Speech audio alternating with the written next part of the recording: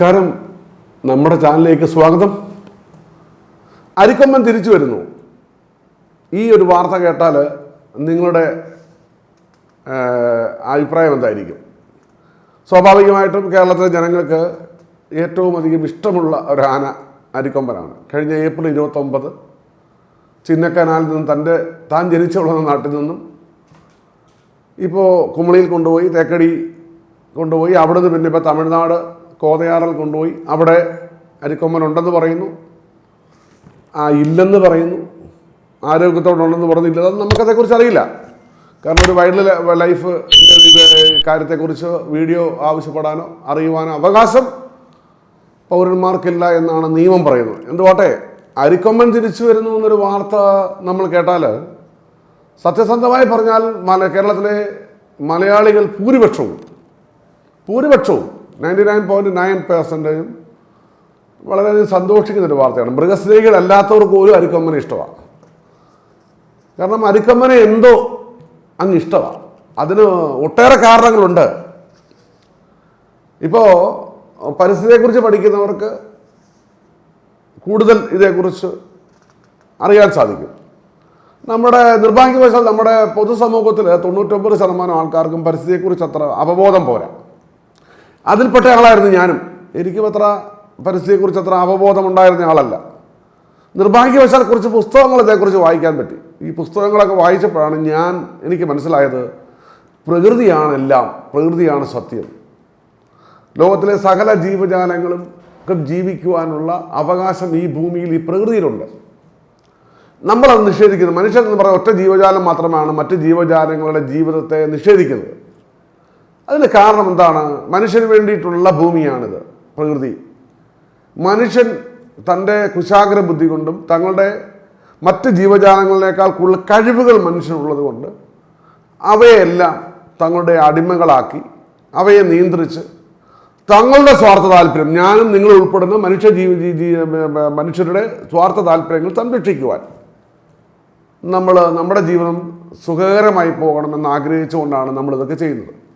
പക്ഷെ നമ്മുടെ ജീവിതം സുഖകരമായി പോകില്ല. കാരണം പരിസ്ഥിതിയുടെ ഇല്ലെങ്കിൽ നമ്മുടെ ജീവിതം അങ്ങനെ സുഖകരമായി പോണത്. ഇപ്പോൾ നമ്മളിപ്പോൾ കേൾക്കുന്നൊരു കാര്യമാണ്, എല്ലാവരും പറയുന്ന കാര്യമാണ്, എന്തൊരു ചൂടാണല്ലേ. നമ്മുടെ കേരളത്തിൽ ഇതിനു മുമ്പ് അത്ര ചൂടില്ലായിരുന്നു.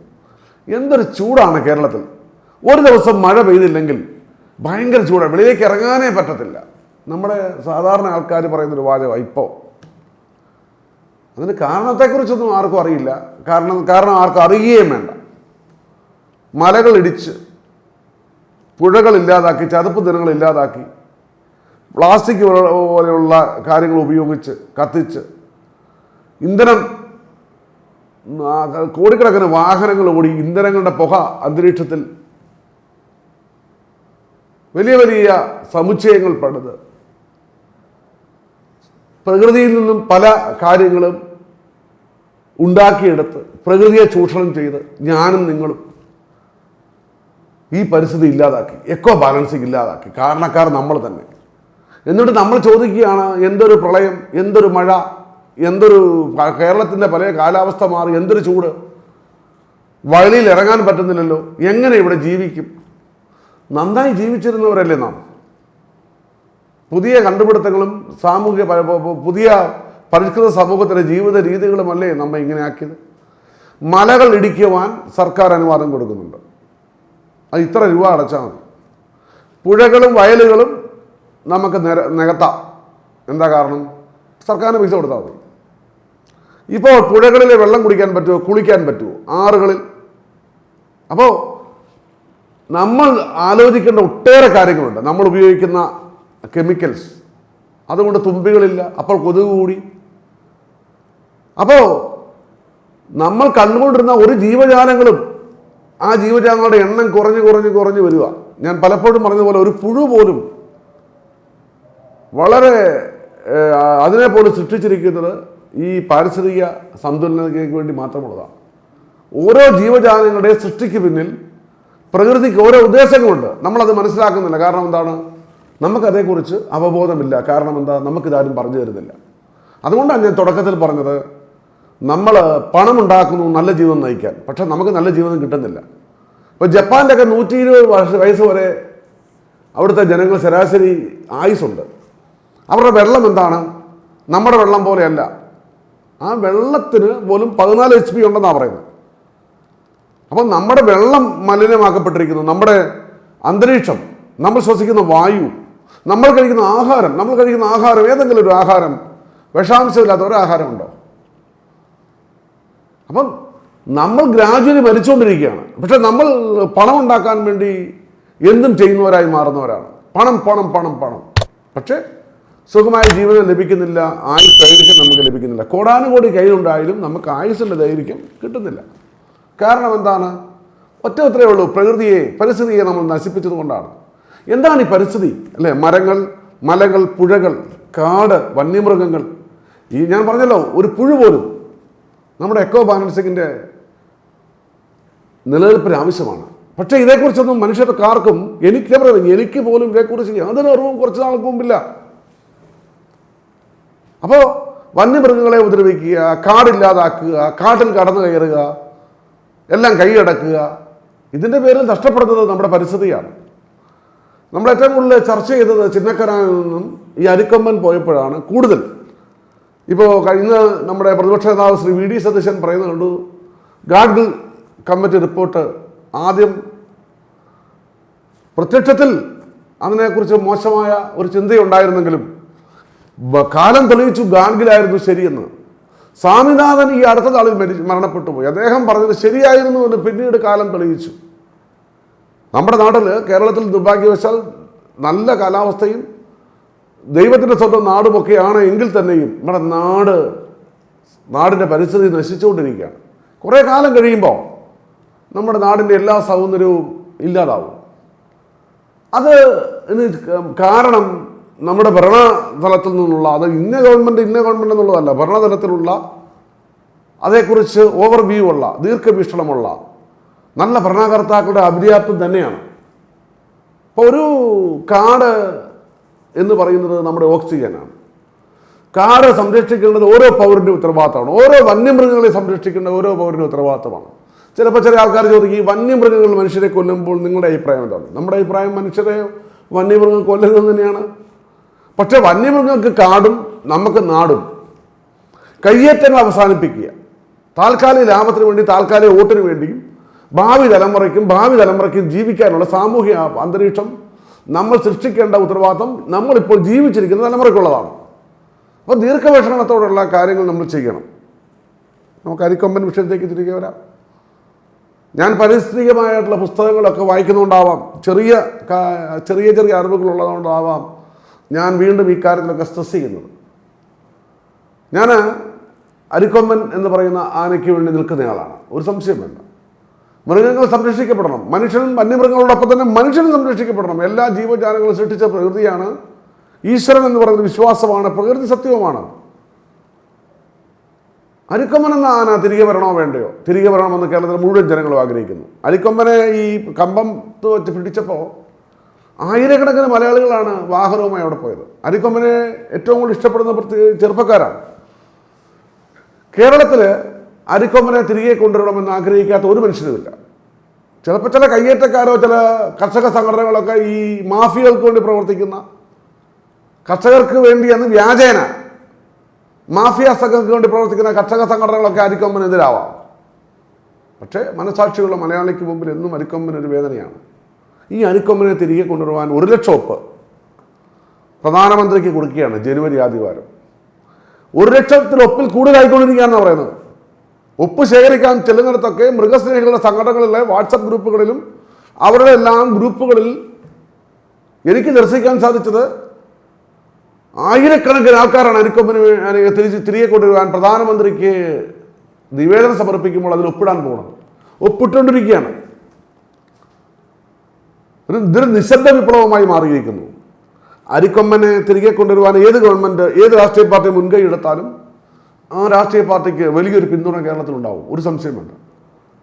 നമ്മുടെ സ്പെഷ്യൽ ബ്രാഞ്ച് ഉൾപ്പെടെയുള്ളതൊക്കെ ഇതെന്താണ് കാണാത്തത് ചിലപ്പോൾ ഞാൻ ആലോചിച്ച് പോയി. കാരണം നൂറുകണക്കിന് വാട്സപ്പ് ഗ്രൂപ്പുകളാണ് അരിക്കൊമ്പന് വേണ്ടി ഉണ്ടായിരിക്കുന്നത്. അതിൽ ആയിരക്കണക്കിന് ആൾക്കാരാണ് അംഗങ്ങളായിരിക്കുന്നത്.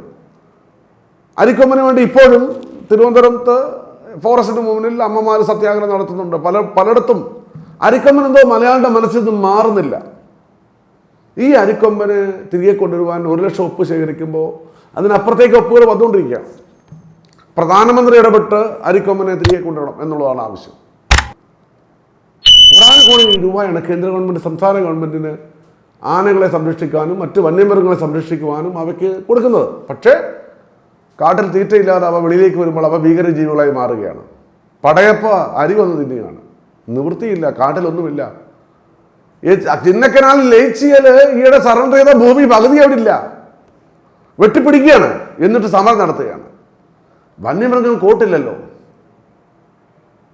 അപ്പോൾ വോട്ടിന് വേണ്ടി, കേവലം കുറച്ച് വോട്ടിന് വേണ്ടി നമ്മുടെ ഭാവി തലമുറയ്ക്ക് ജീവിക്കേണ്ട ഈ ഭൂമി, പരിസ്ഥിതി, എക്കോ ബാലൻസിങ് നഷ്ടപ്പെടുത്തുക നമ്മളും ഞാനും നിങ്ങളുമൊക്കെ നമ്മുടെ സ്വാർത്ഥ താല്പര്യത്തിന് വേണ്ടി. അതുവഴി സംഭവിക്കുന്ന എന്താണ്? മനുഷ്യ ജീവനുകൾ ആപത്താകുന്നു ഇല്ലേ? മനുഷ്യൻ്റെ ജീവൻ കടുവ കൊല്ലുന്നു മനുഷ്യനെ. ഒന്ന് ആലോചിച്ച് നോക്കൂ. കാട് ഇപ്പോൾ ചിന്നക്കനാലിലെ ഭൂമി വനഭൂമിയായി പ്രഖ്യാപിച്ചു, സമരം. അപ്പം പിന്നെ ഇവരെവിടെ പോയി ജീവിക്കും? ഇവർക്ക് ജീവിക്കാനൊരു സ്ഥലം പറ. പിന്നെ എങ്ങനെ അവയ്ക്ക് ജീവിക്കാൻ, അധിവസിക്കാനുള്ള സ്ഥലങ്ങൾ ഇല്ലാതാക്കിയാൽ പിന്നെ അവരെവിടെയാണ് ജീവിക്കേണ്ടത്? പറയൂ. ആകാശത്തോ അതോ ചന്ദ്രനിലോ? അവയ്ക്ക് വഴി കുറേ സ്ഥലങ്ങൾ മാറ്റി വെച്ചുകൊണ്ട് അവയെ അവിടെ ജീവിക്കാൻ വിടൂ. അപ്പോൾ മനുഷ്യർ മരണപ്പെടുമോ? കൊല ചെയ്യപ്പെടുമോ? ഇതൊന്നിനും സമ്മതിക്കില്ല. ഇവയ്ക്ക് കാട് കൊടുക്കാൻ സമ്മതിക്കില്ല. കാരണം അന്നേരം സമരമായി ഇറങ്ങിയാണ്. ഇതെന്തൊരു നീതിയാണ്? ശബ്ദമില്ലാത്ത ഈ മൃഗങ്ങൾക്ക് വേണ്ടി സംസാരിക്കാൻ ആരുമില്ല, അവർക്ക് വോട്ടുമില്ല. ഇതേ മൃഗങ്ങൾ, വന്യജീവികൾ, കാട് ഇല്ലാതായാൽ വരാൻ പോകുന്ന തലമുറ അനുഭവിക്കും ഈ ദൂഷ്യഫലം. പ്രകൃതി ഇല്ലെങ്കിൽ എനിക്കും നിങ്ങൾക്ക് ജീവിക്കാൻ പറ്റുമോ? വെയിലില്ലെങ്കിൽ, മഴയില്ലെങ്കിൽ, വെള്ളമില്ലെങ്കിൽ, വായുവില്ലെങ്കിൽ നമുക്ക് ജീവിക്കാൻ പറ്റുമോ? അപ്പോൾ മനുഷ്യരെ സ്നേഹിക്കുന്നുവെങ്കിൽ, തലമുറയെ സ്നേഹിക്കുന്നുവെങ്കിൽ, നിങ്ങൾ നിങ്ങളുടെ മക്കളെ സ്നേഹിക്കുന്നുവെങ്കിൽ പ്രകൃതിയെ സ്നേഹിച്ചേ തീരൂ. അതിൻ്റെ കൂടെയുള്ള പ്രകൃതി സൃഷ്ടിച്ച എല്ലാ ജീവജാലങ്ങളെയും പ്രകൃതി സൃഷ്ടിച്ച് നൽകിയ എല്ലാ ഭൂപ്രദേശങ്ങളും അതുപോലെ തന്നെ സംരക്ഷിക്കപ്പെട്ടേ പറ്റൂ. ഇത് പറയുമ്പോൾ ആൾക്കാർക്ക് ദേഷ്യമാണ്, പലരെയും നെറ്റിച്ചുളിയും. എന്തൊരു വിഡ്ഢിത്തരമാണ് ഇദ്ദേഹം പറയുന്നത്, എന്തൊരു അവിവേകമാണ് ഇദ്ദേഹം സംസാരിച്ചുകൊണ്ടിരിക്കുന്നത്. മനുഷ്യനല്ലേ പ്രാധാന്യം? മനുഷ്യന് പ്രാധാന്യം വേണമെങ്കിൽ, മനുഷ്യൻ ജീവിക്കണമെങ്കിൽ ഈ സാഹചര്യങ്ങൾ ഉണ്ടാവണം. ഈ അന്തരീക്ഷം ഇവിടെ നിലനിൽക്കണം. പ്രാണവായുവില്ലാതെ എത്ര നേരം നീ ജീവിക്കും? ആഹാരമില്ലാതെ എത്ര ദിവസം നീ ജീവിക്കും? വെള്ളമില്ലാതെ എത്ര നാൾ നീ ജീവിക്കും? പറയൂ. നിന്റെ കയ്യിൽ നോട്ടുകൾ, നിന്റെ ബാഗിൽ കിടക്കുന്ന ഫിക്സഡ് ഡിപ്പോസിറ്റ് ശ്വസിച്ചാൽ ശ്വാസമാകുമോ? അതുകൊണ്ടാണ് പറഞ്ഞത് പരിസ്ഥിതി ഇവിടെ ആവശ്യമാണ്. കേൾക്കാൻ ചെവികളുള്ളവർ കേൾക്കട്ടെ. അരിക്കൊമ്പൻ തിരിച്ചു വരും. 1 ലക്ഷം ഒപ്പ് പ്രധാനമന്ത്രിയുടെ കയ്യിൽ കിട്ടുമ്പോൾ അതിന് മേളിലാകും. 1 ലക്ഷം പേരുണ്ട് കേരളത്തിൽ. ലക്ഷോപലക്ഷം ജനങ്ങൾ അരിക്കൊമ്പനെ കൊണ്ടുവന്നാൽ വോട്ട് ചെയ്യാൻ തയ്യാറായി നിൽക്കുകയാണ്. എനിക്കറിയാം. ഞാൻ പലയിടത്ത് പോകുമ്പോൾ ആൾക്കാരെല്ലാം ചോദിക്കുന്നത്, അരിക്കൊമ്പന് വേണ്ടി താങ്കളെ പോലെ ഒരാൾ സംസാരിച്ചത്, താങ്കളൊരു വിദ്യാഭ്യാസ രംഗം നിൽക്കുന്ന ആളാണ്, താങ്കളൊരു സിനിമാ രംഗം നിൽക്കുന്നത്, താങ്കൾ ഇതിന് അരിക്കൊമ്പന് വേണ്ടി സംസാരിച്ചു, ഞങ്ങളെ അത്ഭുതപ്പെടുത്തി. എന്നോട് ചാനലുകാർ പോലും പറഞ്ഞിട്ടുണ്ട്. കാരണം ഞാൻ അറിയാതെ എൻ്റെ കണ്ണിൽപ്പെട്ട പരിസ്ഥിതി പുസ്തകങ്ങൾ വായിച്ചപ്പോൾ. അതുകൊണ്ട് തന്നെയാണ് ഞാൻ എല്ലാ ജീവജാലങ്ങളെ സ്നേഹിക്കുന്ന ആളാണ്. എന്നെ പോലെ എല്ലാ ജീവജാലങ്ങൾക്കും ജീവിക്കാൻ അവകാശമുണ്ട്. അവർ ഭൂമിയുടെ അവകാശികളാണ്. നാം എന്തിന് അവയെ ദ്രോഹിക്കണം? മനസാക്ഷിയില്ലാത്ത, മര്യാദയില്ലാത്ത, ക്രൂര ഹൃദയമുള്ള മനുഷ്യർ ഇവിടെയുണ്ട്. ഞാൻ അവരോട് നല്ലൊരു നമസ്കാരം മാത്രം പറയുന്നു. വരും തലമുറയുടെ ഭാവിക്ക് വേണ്ടി, നമ്മുടെ ജീവിതത്തിന് വേണ്ടി നമുക്ക് പ്രകൃതിയെയും കാടിനെയും നമുക്ക് സംരക്ഷിക്കാം.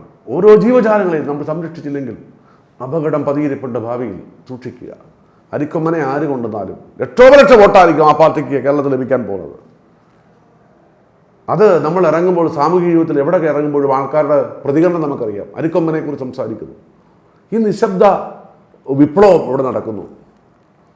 അരിക്കൊമ്പൻ തിരിച്ചു വരുമെന്ന് ആഗ്രഹിക്കുന്നു. ഞാനും വിശ്വസിക്കുന്നു. ബഹുമാനപ്പെട്ട പ്രധാനമന്ത്രിയുടെ കയ്യിൽ 1.5 ലക്ഷം വോട്ടുകൾ ചെല്ലാൻ പോവുകയാണ്. 1.5 ലക്ഷം പേർ ഒപ്പിട്ട നിവേദനം ചെല്ലാൻ പോവുകയാണ്. അതോടൊപ്പം തന്നെ കാട്ടിലെ ഈ മൃഗങ്ങൾക്ക് വേണ്ടി വർഷം കൊടുക്കുന്ന കോടാനുകോടി രൂപ അവ ശരിയായി വിനിയോഗിക്കുന്നുണ്ടോ എന്നും അന്വേഷിക്കണം. ഞാൻ ഈ എപ്പിസോഡ് അവസാനിപ്പിക്കുന്നു. അടുത്ത എപ്പിസോഡ് മറ്റൊരു വിഷയമായി കാണും വരെ thank you so much. News.